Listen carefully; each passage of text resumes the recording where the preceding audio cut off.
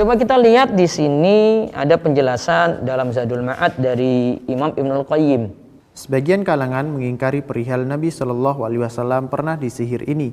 Sebagian mereka menyatakan bahwa tidak pantas hal itu terjadi pada Nabi Shallallahu Alaihi Wasallam. Mereka menyangka bahwa itu suatu kekurangan dan aib. Padahal sejatinya itu bukan kekurangan dan aib, karena Nabi Shallallahu Alaihi Wasallam bisa saja tertimpa sakit. Sihir ini sama halnya dengan penyakit yang datang. Nah, ini jadi untuk menjawab kerancuannya. Orang nanti ada yang bertanya, kok Nabi SAW bisa kena sihir? Jawabannya Nabi SAW bisa sakit, ya sama seperti dengan penyakit yang datang gitu. Sihir yang terkena itu sama halnya dengan racun, tak ada bedanya.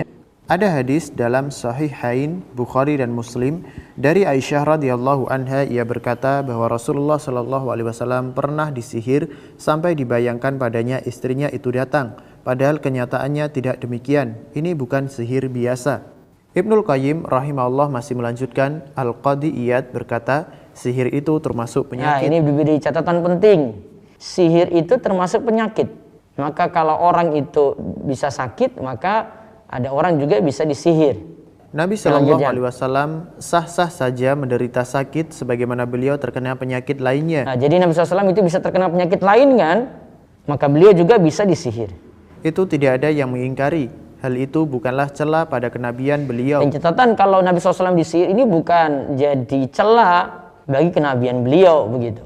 Seandainya ini sudah jadi celah juga, orang-orang musyrik sudah katakan kelemahan beliau dalam hal sihir ini, tapi mereka tidak mencela dalam hal ini gitu.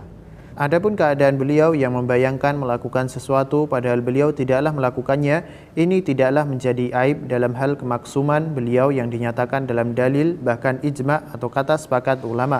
Jadi Nabi SAW tetap maksum. Ini jadi bukan aib di sini ya. Jadi Nabi SAW tetap maksum, bukan berarti kalau beliau itu disihir, jadi kita semakin berkurang keyakinan pada risalah, pada wahyu yang diberikan pada beliau. Enggak seperti itu.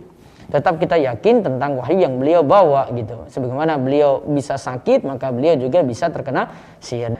Perkataan Ibnul Qayyim ini jadi jawaban bagi orang yang mungkin mengincar kesalahan Nabi, ingin menjatuhkan Nabi SAW dari sisi ini.